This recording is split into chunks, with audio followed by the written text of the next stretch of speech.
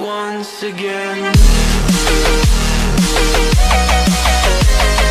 E aí, rapaziada, mais uma aula do Tio Dani, tá?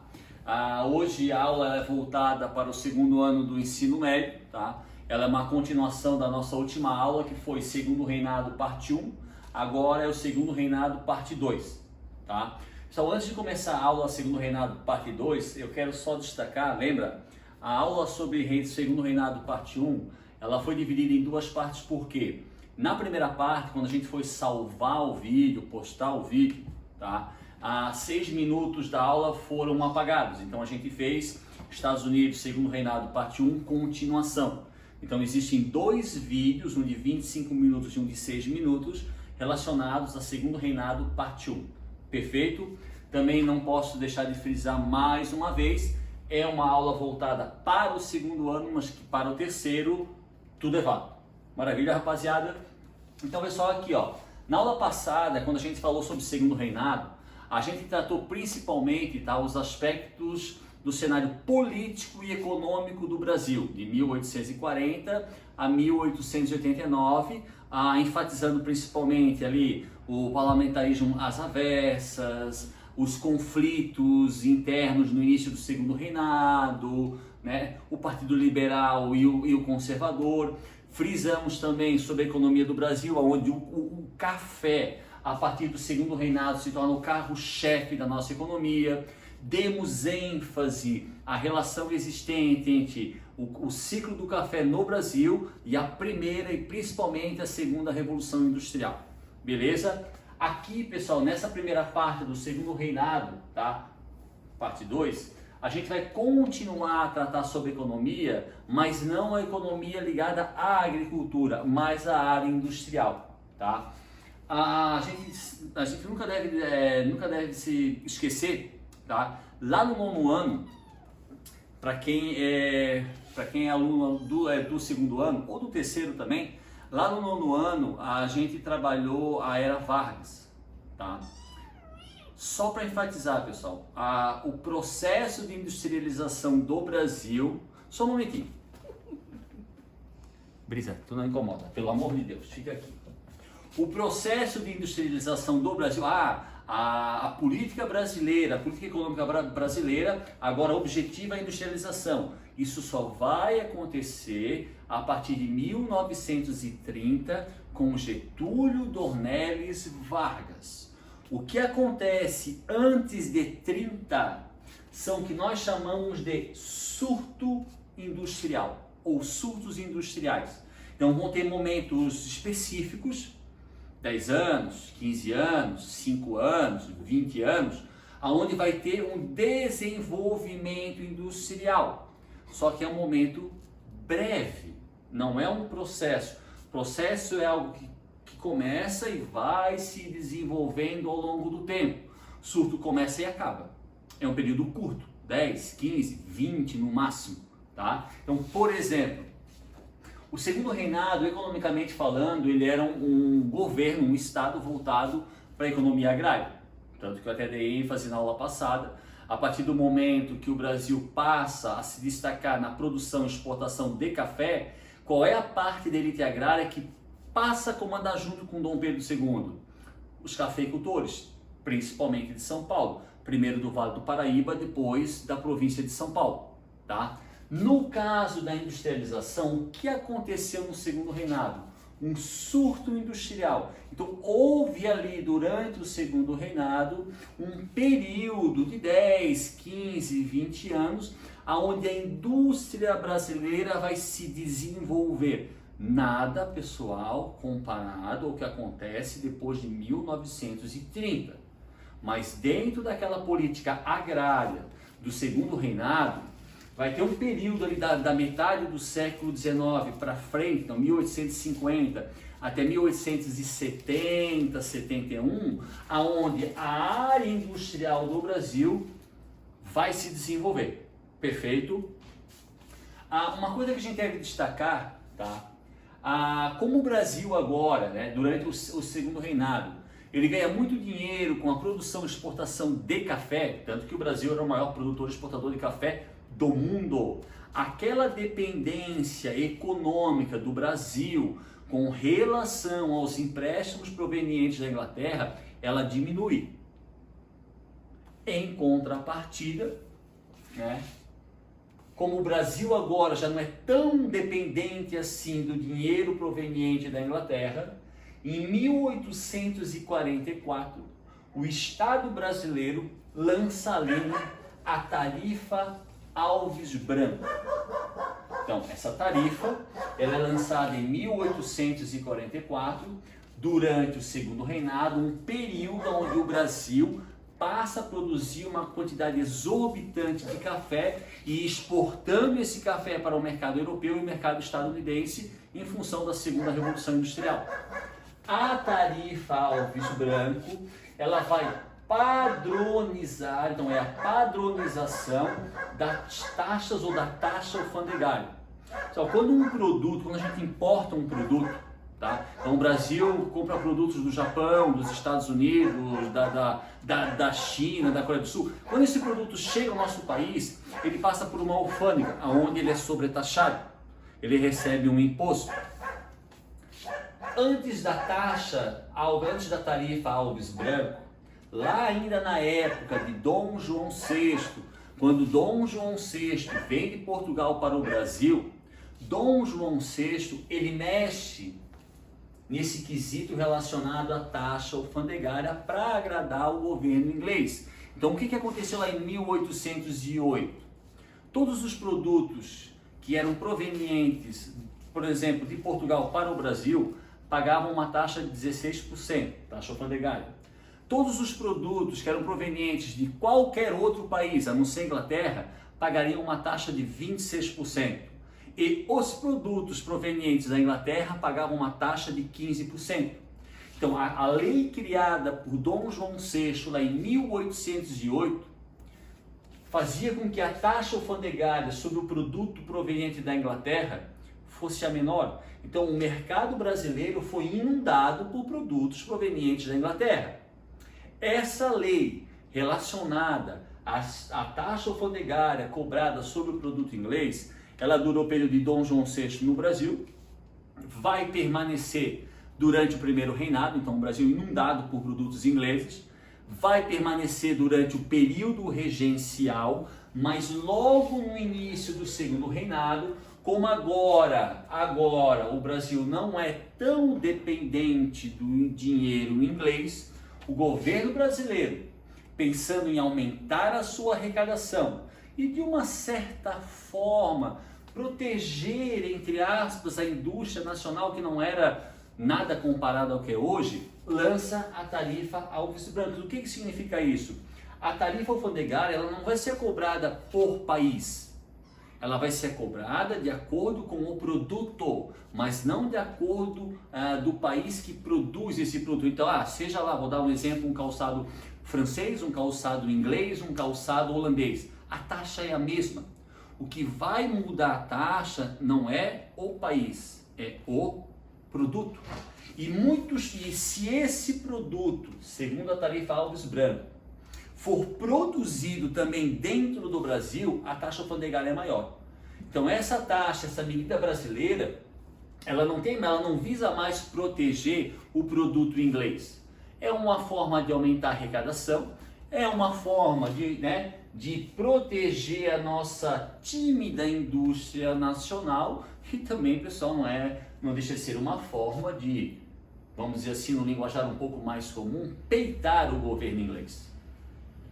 Perfeito? Obviamente, não sejamos ingênuos, que a implementação da tarifa Alves Branco, como ela vai aumentar de forma significativa o imposto sobre o produto inglês, isso vai causar uma represália por parte dos ingleses, que é o que a gente vai ver um pouco mais para frente, tá?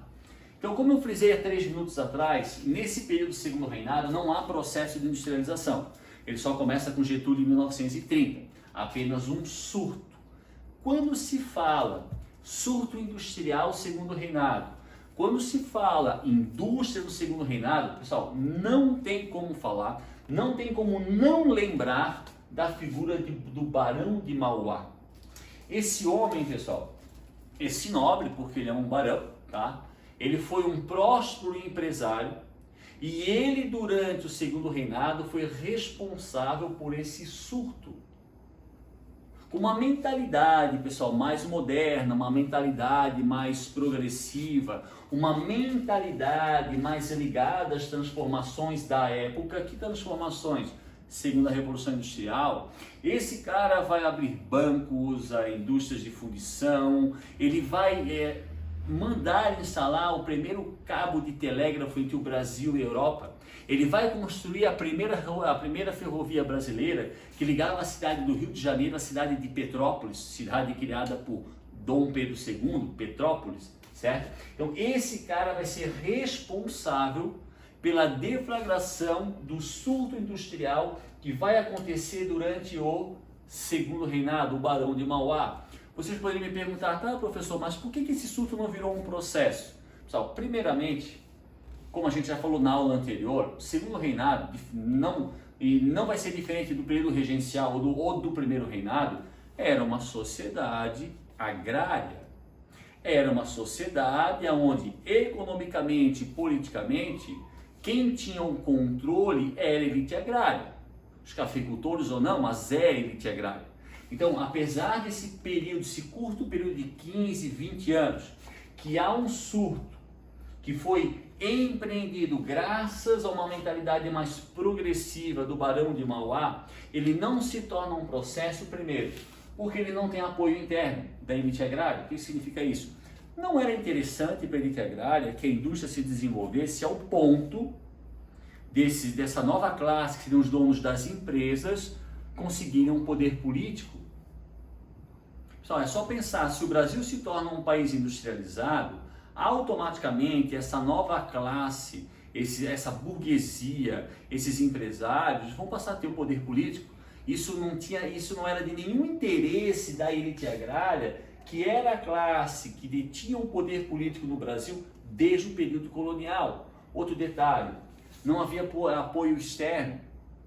Porque, obviamente, pessoal, o Barão de Mauá ele vai precisar de recursos internacionais para implementar os seus projetos, que eram projetos caros, ambiciosos, e países como Inglaterra ou Estados Unidos não tinham o menor interesse de ver o Brasil um país industrializado, porque aí, se o Brasil se industrializa, automaticamente, provavelmente, ele não precisaria mais dos produtos provenientes nem da Inglaterra e nem dos Estados Unidos.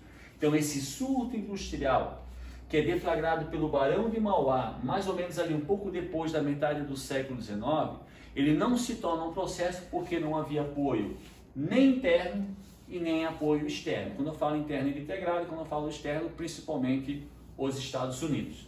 Tá? Um outro detalhe, nessa época, pessoal, a nossa sociedade, ela tem uma mentalidade escravocrata. A gente não pode esquecer, desde que o Brasil foi colonizado pelos portugueses, primeiramente um pouco índio e principalmente depois o escravo negro com a cana-de-açúcar, a nossa sociedade ela se habituou, né? Era algo normal, fazia parte do cotidiano, a compra e o uso e a venda do trabalho escravo. Então, como a nossa sociedade, eu não falo, pessoal, só da elite agrária, mas a população em geral, é até um assunto que a gente vai tratar um pouco para frente, não é só a elite agrária, pessoal, não é só o dono dos cafezais, das plantações de cana-de-açúcar que tinham escravos. O cidadão comum, às vezes de classe média, tinha escravo, um escravo, 2 escravos, 3 escravos. Essa sociedade, pessoal, do Brasil do século XIX, ter escravo é status. Para nós isso parece absurdo, porque nós vivemos o século XXI e o ser humano evolui. A tendência do ser humano, o homem e mulher, é evoluir. Então, para nós, apesar que atualmente ainda existem regiões do mundo que existe a mão de obra escrava, para nós, por exemplo, brasileiros, é inconcebível a existência do trabalho escravo. Isso é fato e ponto final. Essa sociedade não.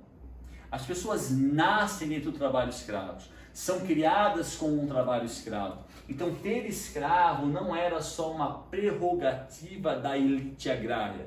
O próprio cidadão comum tinha escravo. Às vezes, em alguns aspectos, pessoal, às vezes o escravo alforriado, aquele escravo negro que foi alforriado pelo seu dono, ele também comprava escravos, porque como eu falei agora, ter escravos nessa sociedade, ou para a maioria dela, era uma questão de status. Por isso essa dificuldade interna desse surto industrial se tornar um processo industrial, que não cabia dentro de uma sociedade escravocrata, totalmente agrária, um processo industrial. O processo industrial demanda mão de obra assalariada, capital de giro. Isso quase não existe numa sociedade escravocrata. Por isso que o projeto do Barão de Mauá, ele não vinga, ele não se desenvolve, e por isso que, infelizmente, né, isso ficou apenas num surto. Perfeito? Ali. Quase esquecendo. Pessoal, assim, ó, a gente não pode esquecer que apesar do Brasil ser um país agrário, o Brasil não ser uma nação industrializada, ter existido um surto, isso não quer dizer que o nosso mercado interno não era um mercado interno significativo. Sim, havia um mercado interno havia um mercado dentro do Brasil muito significativo e muito forte. Havia um comércio entre as províncias que tinha como consequência uma arrecadação significativa de dinheiro, mas não ao ponto de colaborar com o surto industrial ou ao ponto do Brasil deixar de ser um país agrário. A gente não pode deixar de destacar que apesar dessas características, o nosso mercado interno, tá, ele era bem desenvolvido. Perfeito? Ali, por outro lado. Pessoal, citar de forma bem rápida, tá? O segundo reinado, ele também tem uma característica muito forte. Ali vão ser deflagrados, vão ser empreendidos, implementados vários processos de imigração, tá? A gente não pode esquecer que já lá na época de Dom João VI, 1808, 1809, o Brasil já recebia imigrantes provenientes principalmente da Europa. Mas é em número pequeno. Isso também acontece no primeiro reinado, também acontece. Isso acontece também no período regencial, também acontece. Só que é durante o segundo reinado que esse processo de imigração ele ganha corpo, ele se fortalece. E vão existir 3 tipos de processo ou de sistema.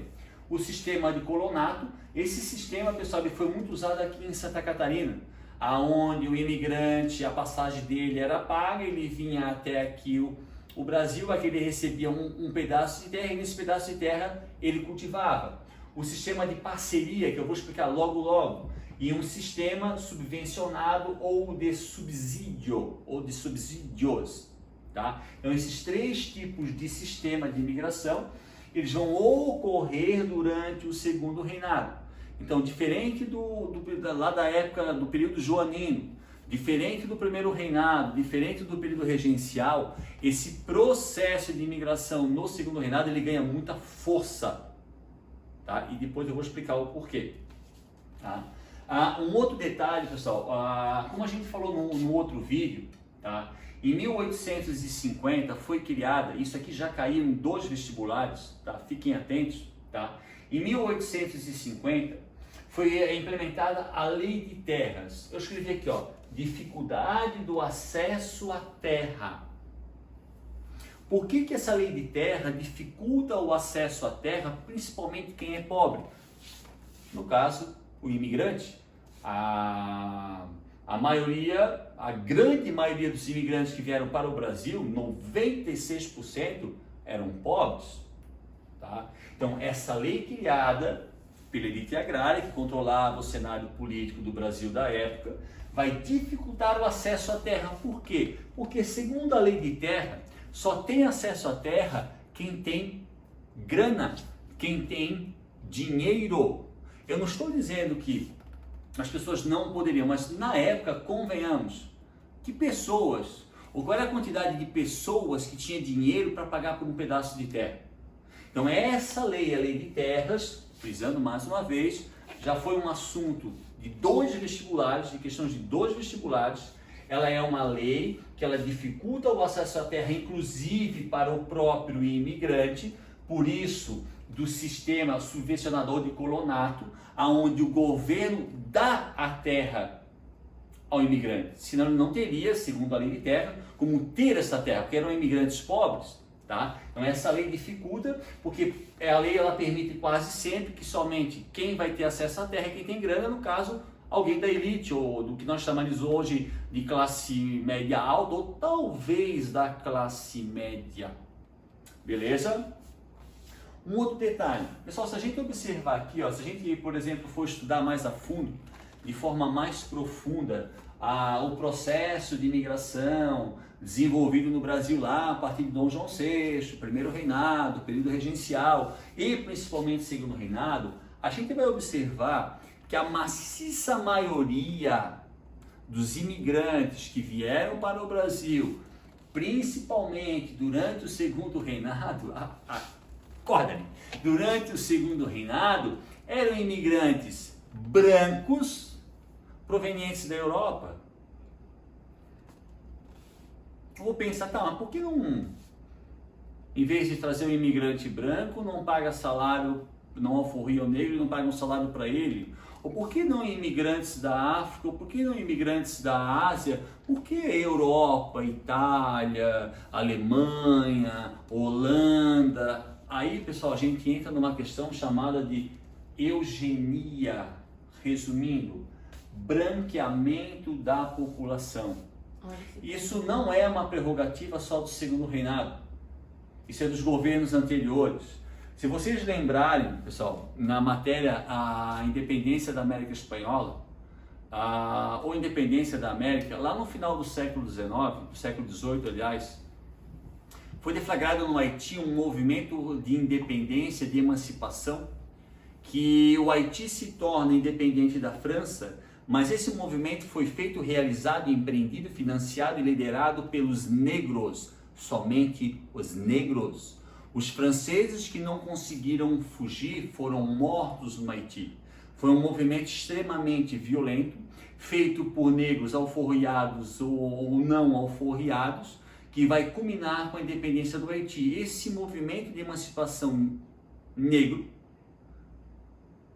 ele vai causar um medo na elite americana, não é só no Brasil, na elite de todo o continente americano, um medo que isso acontecesse nos Estados Unidos, na Argentina, no Brasil.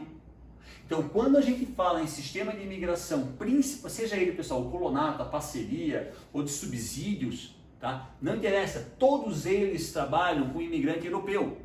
Ou 99% dos imigrantes, 95% dos imigrantes eram europeus, baseado na eugenia, baseado no medo de uma rebelião negra dentro do país. Pessoal, nessa época existiam, vou chutar por cima, 4, 5 milhões de negros no Brasil. Então havia aquele medo na elite que acontecesse aqui, que aconteceu no Haiti.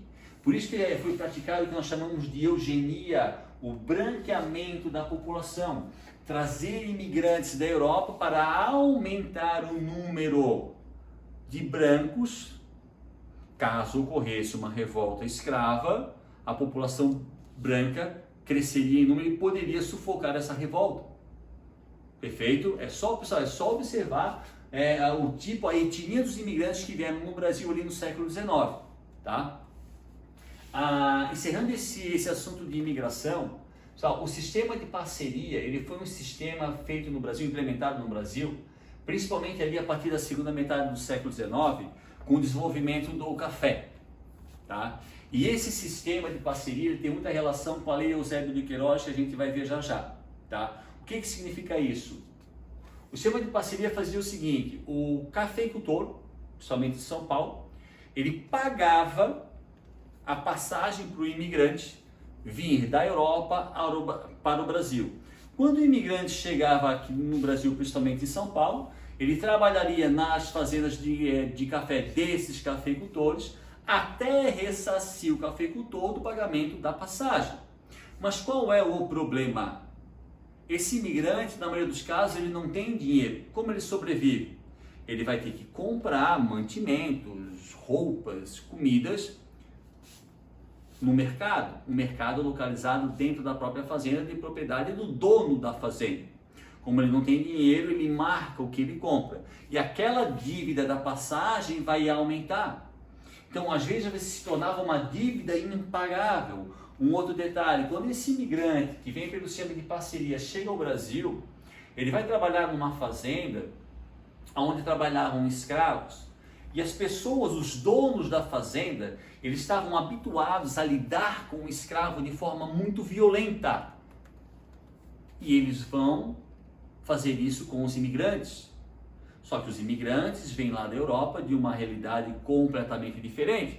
Tudo bem, eles eram pobres, concordo, mas eles não eram escravos da Europa. Eles não eram chicoteados, eles não dormiam dentro de uma senzala. Mas aqui no Brasil eles vão ser tratados como se fossem escravos. Então, dois problemas básicos: uma dívida impagável e o tratamento dado pelos proprietários de terra a esse imigrante. Isso vai fazer com que esse sistema passe a não funcionar. Inclusive, muitos europeus vão enviar cartas aos seus parentes na Europa, falando dos maus tratos da situação no Brasil, ao ponto de países como a Alemanha cancelarem com o Brasil esse sistema de imigração, até que ele fosse resolvido e o governo bancar a viagem, dar terras, tá? Mas esse sistema de parceria, ele foi utilizado principalmente ali na metade do século XIX pelos cafeicultores de São Paulo. Perfeito, rapaziada? Aline, por gentileza. Pessoal, uma curiosidade. A Aline está dormindo e a gatinha dormiu também. Isso aqui, pessoal, é só uma foto para frisar, tá? É um navio com imigrantes provavelmente da Itália, né? Atravessando o Oceano Atlântico. Não sabemos se para o Brasil, se para a América do Sul ou se para os Estados Unidos. Lembrando que quase 90% dos imigrantes que saíram da Europa para a América, 90% foram para os Estados Unidos. O restante, Brasil, Argentina, um pouquinho Uruguai, mas a maciça maioria dos imigrantes no século XIX que saíram da Europa para a América foram para os Estados Unidos, tá? Aline. Aqui, pessoal, se vocês olharem a imagem, tá? E lembrarem não da última, mas da antepenúltima aula, que a gente falava sobre o processo de unificação da Itália, esse é o mapa que eu usei para explicar. Por que eu estou usando esse mapa aqui? Porque vocês poderiam me perguntar, tá, professor, mas por que eles saíram da Europa para vir para a América, seja Estados Unidos, Brasil ou Argentina? Pessoal, ali na metade do século XIX, em função da Primavera dos Povos, dos movimentos revolucionários, a Comuna de Paris, o socialismo utópico, o liberalismo, né, a Guerra Franco-Prussiana, o continente europeu, inclusive a Itália e a Alemanha, passavam por processos violentos de unificação. O que significa isso? Guerras, guerras, guerras. E isso, obviamente, trazia o empobrecimento de uma grande parte da população. Então, esse imigrante, seja ele alemão, italiano, holandês, ele sai da Europa porque a Europa, diferente de hoje, esquecendo a pandemia, diferente de hoje, ela passava por um momento muito instável com relação à economia, política, com relação à sociedade, e esse imigrante, buscando uma vida melhor, ele vem para a América, Brasil, Argentina, mas principalmente os Estados Unidos. Aline. Vamos agora, pessoal, tratar de um assunto bem importante que ele já existia antes do Segundo Reinado. Então, assim, ó, quando a gente fala movimento abolicionista, pessoal, o movimento abolicionista, ele não surge no Segundo Reinado. Se a gente estudar a história brasileira profundamente, a gente vai perceber que já lá no século XVIII, Conjuração Baiana, movimento revolucionário deflagrado em Salvador em 1799, que além da independência do Brasil, almejava a abolição da escravatura no final do século XVIII. Então, no Brasil, muito tempo antes do Segundo Reinado, já existia um movimento abolicionista. Já existiam pessoas, inclusive brancos, que lutavam pelo fim da escravidão, por não considerar a escravidão algo moral, algo ético, um ser humano ser propriedade de um outro ser humano. Só que esse movimento ele vai ganhar força no Brasil, principalmente a partir do Segundo Reinado, tá? Aqui eu coloquei, ó, Inglaterra, 1807, fim do tráfico negreiro. Então a Inglaterra, tá? Até ali o finalzinho do século XVIII, a Inglaterra foi um dos países que mais comercializou mão de obra escrava. O tráfico de escravos na Inglaterra dava um lucro gigantesco, só que a partir da metade do século XVIII, ali por volta de 1750, o que foi deflagrado na Inglaterra, que atinge o mundo todo, a primeira Revolução Industrial. A partir do momento que a Inglaterra ela se torna pioneira na utilização da máquina a vapor, essa mentalidade da sociedade inglesa com relação à escravidão, ela começa a mudar. Ou devido a conceitos e pensamentos religiosos, ou devido a conceitos e pensamentos econômicos. Aqui no caso, eu coloquei uma foto do que a gente chama de Quakers. Até para ficar mais próximo da nossa realidade, tá? Eu vou trocar porque já dormiram.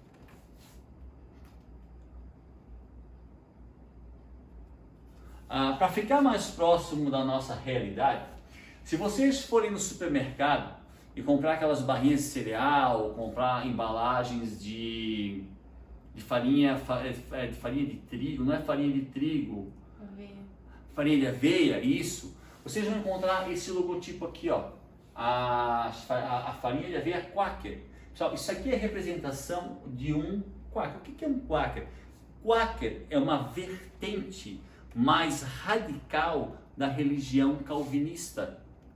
E os Quakers, pessoal, na época, eles tinham uma nova noção de pensamento.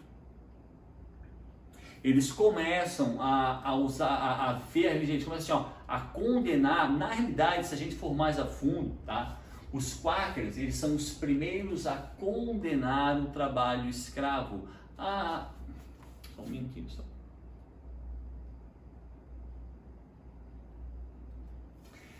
Infelizmente, eu vou falar agora, é um fato, é uma realidade, tá? Pessoal, durante muito tempo, lá no século XVI, XVII, XVIII, seja na Europa ou na América, tá?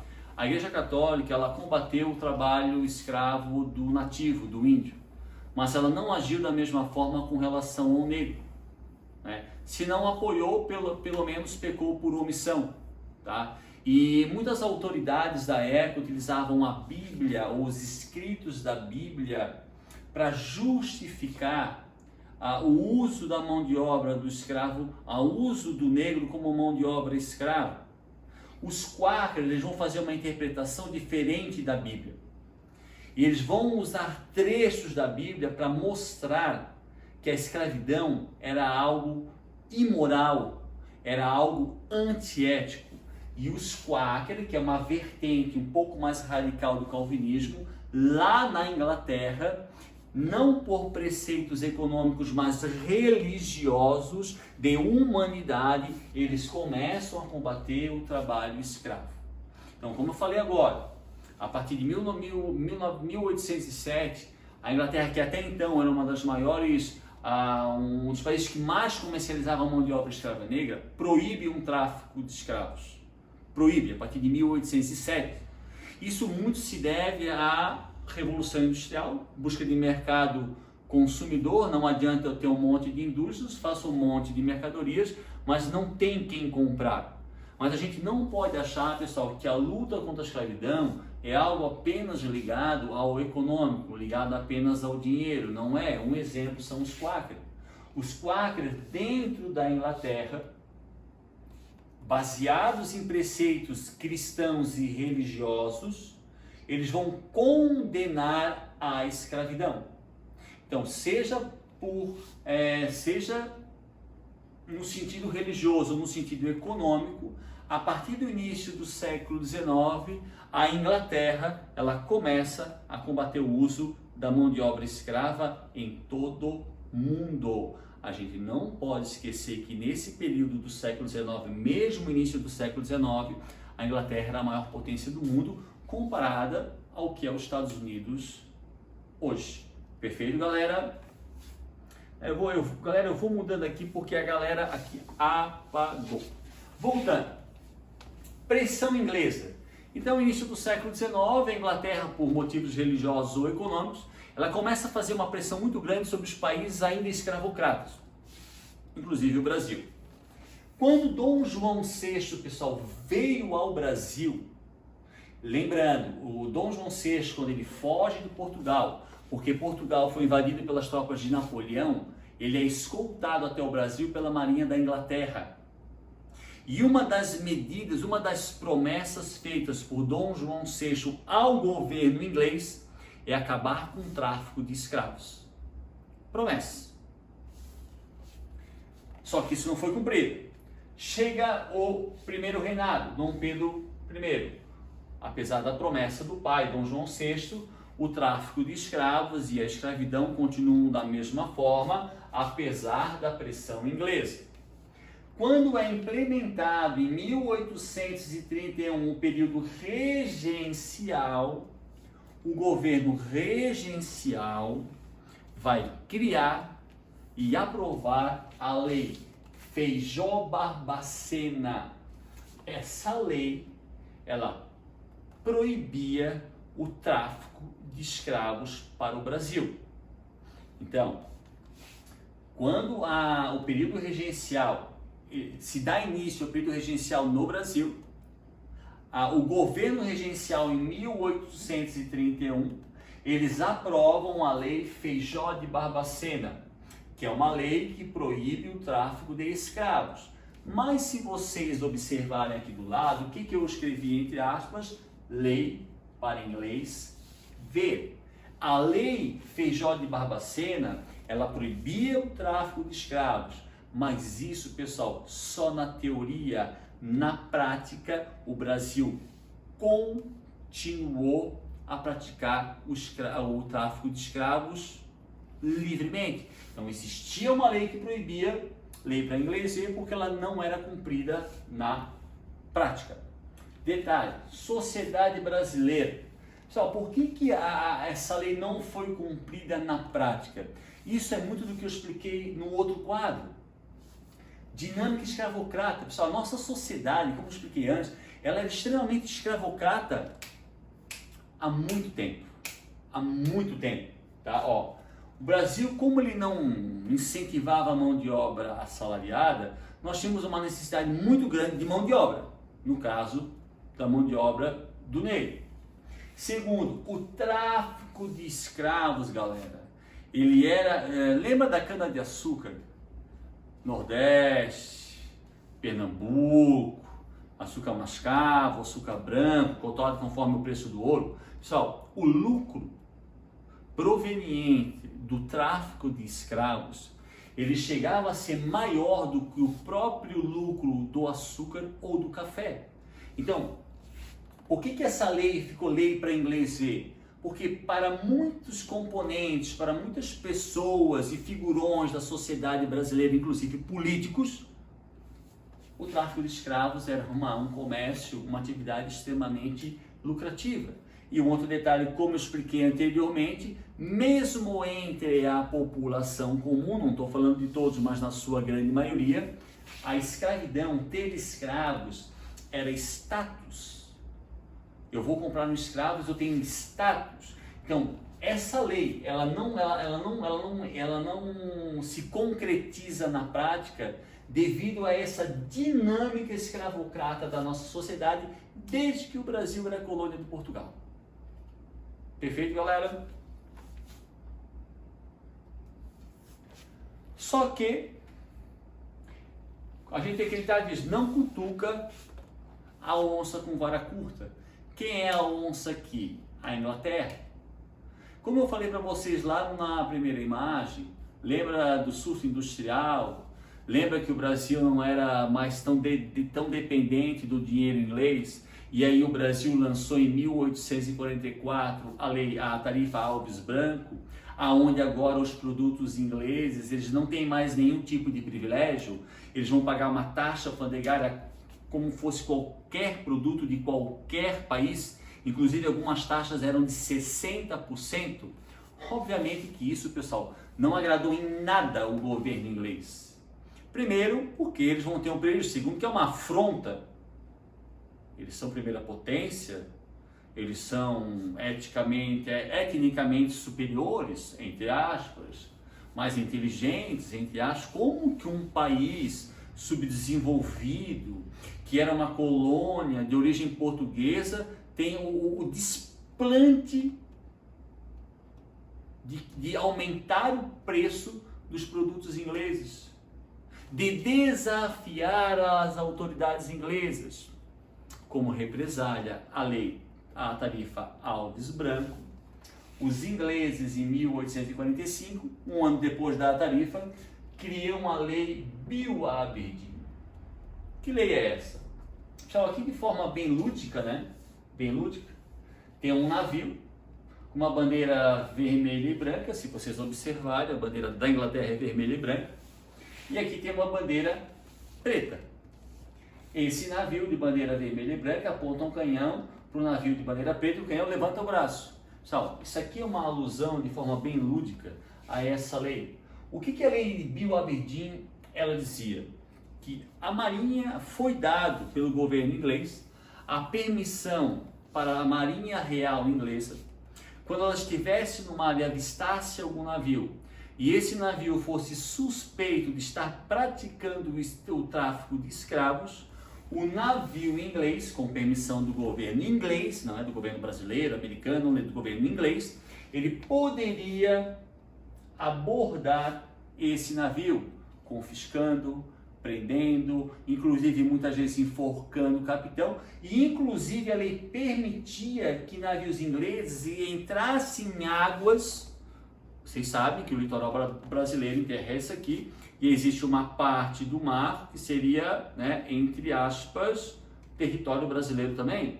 E todo o país é assim. Pessoal, a lei permitia que navios ingleses entrassem em águas brasileiras para capturar navios suspeitos de estarem fazendo o tráfico de escravos.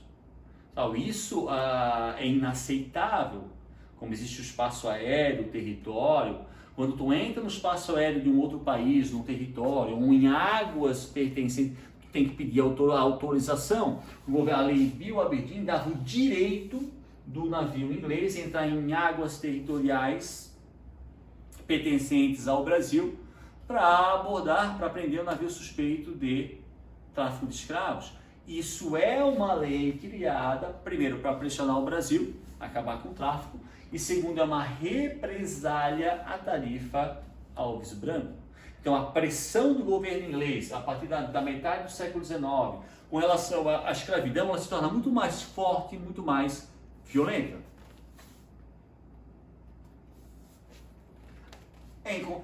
Como consequência dessa pressão mais forte da Inglaterra, o governo brasileiro cria em 1850 a Lei Eusébio de Queiroz. Essa lei, ela vai proibir de forma definitiva e prática o tráfico de escravos no Brasil. Mas já existia a Lei Feijó e Barbacena? Sim, já. Foi criada uma outra lei, a Lei Eusébio de Queiroz, em 1850. Essa lei, galera, essa lei aqui, ó, ela proíbe de forma prática e definitiva o tráfico de escravos no Brasil. E a principal consequência dela, além de acabar com o tráfico legal, porque o ilegal continua, é uma coisa óbvia, tá? Ela vai incentivar a imigração, porque a partir do momento que o tráfico é proibido, há uma diminuição da entrada de escravos negros, e os que entram, o preço é muito caro, porque o tráfico se torna ilegal, é perigoso fazer o tráfico de escravos, porque há navios da marinha inglesa percorrendo as rotas marítimas do Oceano Atlântico. Então, como o preço do escravo aumenta bastante, há um incentivo da imigração. Aí há, né, sistema de parceria, sistema de colonato, sistema de subsídios. Então, essa imigração que já existia desde Dom João VI, ela passa a se desenvolver, a se fortalecer a partir da Lei Eusébio de Queiroz de 1850. Fortalecimento do tráfico entre as províncias, como eu não posso fazer tráfico o escravo de fora, e se eu trouxer ele é muito caro, as províncias, Minas Gerais, Rio de Janeiro, São Paulo, Espírito Santo, vão começar a comercializar escravos entre eles, que é o comércio provincial. Outro detalhe, como não se pratica mais o tráfico legal, vão ter recursos financeiros vão sobrar, e esses recursos que eram gastos com o tráfico de escravos vão ser usados em outros setores da sociedade brasileira, inclusive a indústria. A Lei Eusébio de Queiroz, pessoal, de 1850, ela acontece naquilo que a gente falou bem no início da aula, naquele período de surto industrial do Brasil. Então, muitas pessoas que gastavam, que usavam o dinheiro com o tráfico de escravos, como o tráfico com algo perigoso e muito caro, parte desse recurso que ia para o tráfico negreiro vai ser destinado a outros setores da sociedade, da economia brasileira, dentre eles a indústria. Aumento do valor do cativo, isso que a gente falou antes, o escravo vai ficar muito caro. Então não é qualquer pessoa que vai ter escravo. E se eu tiver escravo vindo de fora, eu estou descumprindo a lei. Então isso tudo vai ajudar com duas coisas: o desenvolvimento de outros setores da economia, inclusive a indústria, e o incentivo à imigração, principalmente de europeus. Tá? Então aqui no quadro, aqui estão as consequências provenientes da Lei Eusébio de Queiroz, implementada no Brasil em 1850, que proíbe de forma definitiva o tráfico de escravos no Brasil, lei criada muito em função da pressão advinda da Inglaterra, através da Lei Bill Aberdeen de 1845. Fechou, rapaziada? Pessoal, chegando um pouco mais próximo no final da nossa aula, tá? A gente pode imaginar assim, professor, então o negro foi escravizado no Brasil e ele veio para o Brasil, ele sempre aceitou essa escravização, foi de boa. Não, pessoal. Se vocês estudarem, seja no Brasil colonial ali do século XVIII, seja do século XIX, vocês vão encontrar na história brasileira vários episódios referentes ao movimento de resistência do negro à escravidão. O maior deles, o mais famoso, são os quilombos, né? Uma coisa óbvia, principalmente o quilombo dos Palmares. Mas fora os quilombos, pessoal, se vocês estudarem, por exemplo, no Brasil lá do século XVIII, lá do período da Inconfidência Mineira, da Conjuração Baiana, vão existir vários pequenos movimentos revolucionários, rebeliões empreendidas e lideradas por escravos negros. E muitas de uma violência gigantesca, mas em contrapartida também vão ser reprimidas com uma violência 10 vezes maior. Tá? Aqui no quadro, ou na televisão, né, se vocês observarem, aqui seria de forma um pouco mais lúdica, né, seriam homens negros, tá? E aqui atrás, se vocês observarem, é uma escrita árabe. Aonde eu quero chegar, pessoal? Até pouco tempo atrás, quase não se falava sobre essa revolta. Mas lá no período regencial, ocorreu a Revolta do Malê. Revolta do Malê, pessoal, foi uma revolta em Salvador, na Bahia, de escravos negros muçulmanos. E, pessoal, assim, eu sou professor de História há 20 anos. E mais ou menos há uns 10 anos, 15 anos, quase não se falava nem dos livros de História. Ela era citada como um pequeno parágrafo. Agora não. Então a revolta do Malês foi uma revolta no período regencial, empreendida por escravos negros muçulmanos. A gente não pode esquecer, lembrando de outros assuntos, que muitos escravos que vinham da África para o Brasil eram provenientes de regiões já ocupadas pelos árabes desde o século VII.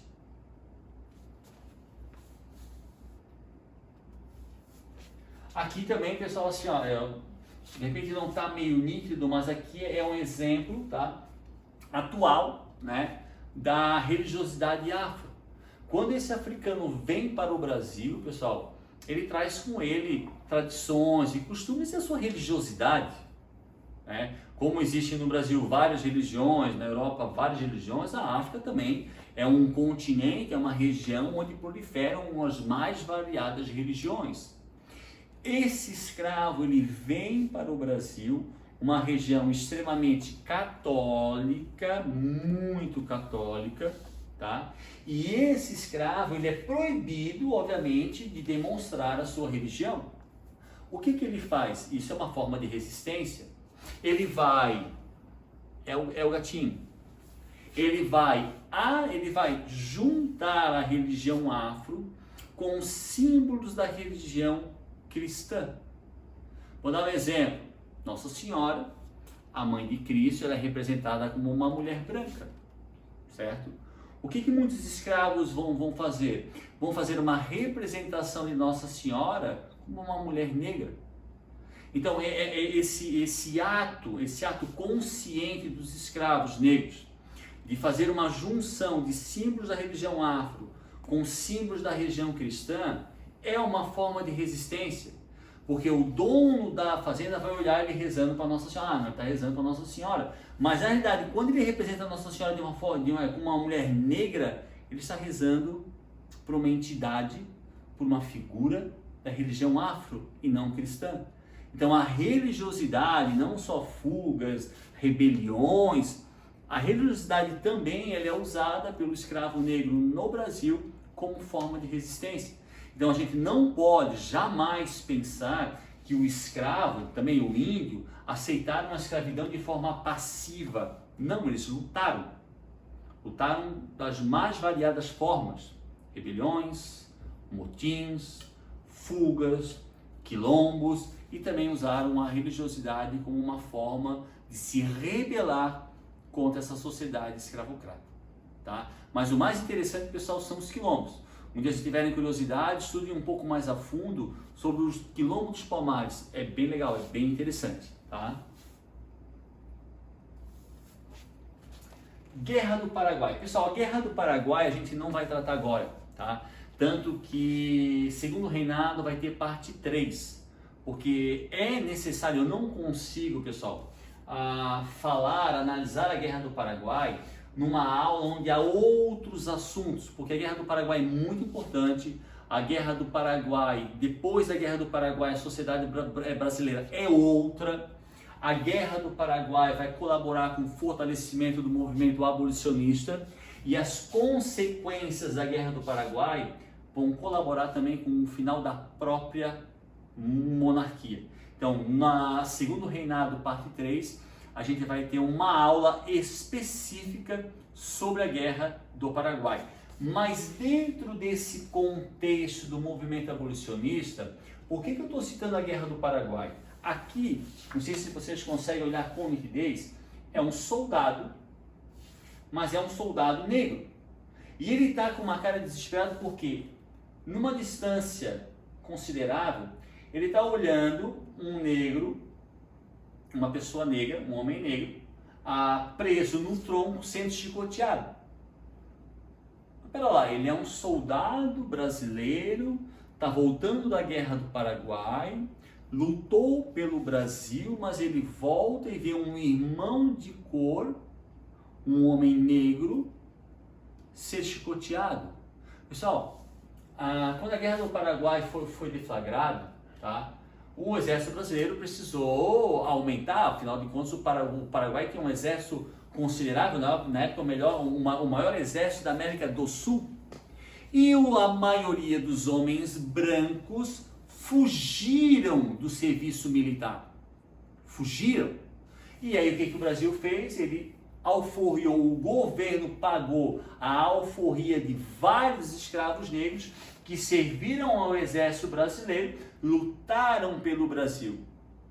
Esse fato, essa característica, pessoal, fez com que após a Guerra do Paraguai, como os negros lutaram pelo Brasil, após a Guerra do Paraguai, há um fortalecimento considerável do movimento abolicionista, agora apoiado por uma grande, uma considerável parcela do Exército Brasileiro. Beleza? Última parte. Para a gente finalizar, pessoal, tá? O segundo reinado é um assunto muito legal, bem interessante, mas bem comprido, são 49 anos, tá? Lei do Ventre Livre. Guerra do Paraguai acabou em 1870. Lei do Ventre Livre, 1871. Fazer a relação. A partir de 1871, todo escravo, todo filho de escravo nascido a partir dessa data seria liberto. Quer dizer, não se poderia mais entrar em escravos no Brasil, e os que nascessem a partir dessa data não poderiam mais ser escravizados. Esse teria o objetivo de, a longo prazo, acabar com a escravidão. Lei do Sexagenário, 1885, final ali do Império. Só para frisar. Professor, a maioria dos escravos não chegavam aos 60 anos. Sim, não chegavam aos 60 anos. Mas qual era o objetivo da lei? Como eu vou saber que um escravo tem 60 anos? O objetivo da lei era obrigar os fazendeiros e proprietários de escravos a fazerem uma lista dos escravos e a data que eles compraram os escravos. Para quê, pessoal? Daniel Tomazini comprou um escravo em 1840. Espera ali, mas não existia uma lei chamada Feijó de Barbacena de 1831 que proibia o tráfico de escravos? A lei do sexagenário, pessoal, foi uma lei feita para obrigar a se fazer um censo da população negra no Brasil escrava. Para utilizar, a lei não era cumprida, pessoal, mas era lei. Então, de acordo com esse censo, todos os escravos que foram registrados, que vieram para o Brasil, da África para o Brasil, depois de 1831, é ilegal, seria crime. Então, essa lei foi criada para obrigar a se fazer um censo sobre a população escrava negra, para saber que escravos vieram da África após 1831. Se fosse comprovado isso, o escravo não seria escravo porque era um ato ilegal, e o filho desse escravo não poderia ser escravo porque ele também não poderia estar aqui, porque ele veio depois de 1831. E para finalizar, a Lei Áurea, que é a lei que no dia 13 de maio de 1888 liberta, acaba com a mão de obra escrava, não se pode mais ter escravos no Brasil, só que, infelizmente, isso aqui é a foto de uma comunidade, pessoal, comumente chamada de favela. 90%, Aline, da população dessa comunidade, 5% apenas se dedicam ao crime, apenas 5%, o restante é gente honesta. 90% dessa comunidade é formada por cidadãos negros. Por que, Aline? Porque quando a Lei Áurea liberta o escravo, ela libertou, ok, mas ela não dá assistência ao escravo. Sou escravo, não tenho estudo, não tenho um sobrenome famoso, não tenho uma conta em banco, não tenho uma profissão, sou livre. Mas e agora? Então a Lei Áurea, obviamente, ela é positiva, ela liberta o escravo, mas ela não dá assistência para essa população escrava. E a grande maioria dela vão para subempregos e para comunidades extremamente carentes hoje, chamadas de favelas. Pessoal, eu vou encerrando porque a aula já foi bem extensa, tá? Lembra, pessoal, a aula ela é mais extensa porque o segundo reinado é um assunto muito grande. Nós temos segundo reinado parte 3, tá? Que vai falar principalmente sobre a guerra do Paraguai e sobre os fatores que acabam com o segundo reinado. E aquele recado de sempre: inscrevam-se. Inscrevam Aline no canal, curtam, façam as tarefas, façam os exercícios, façam as anotações, estudem. Pessoal, o vídeo pode ser longo, mas a vantagem é que vocês podem parar, voltar, ir, voltar. Assistir meia hora, deu uma cansada. Beleza, vai fazer uma outra coisa, volta, continua, faz a anotação.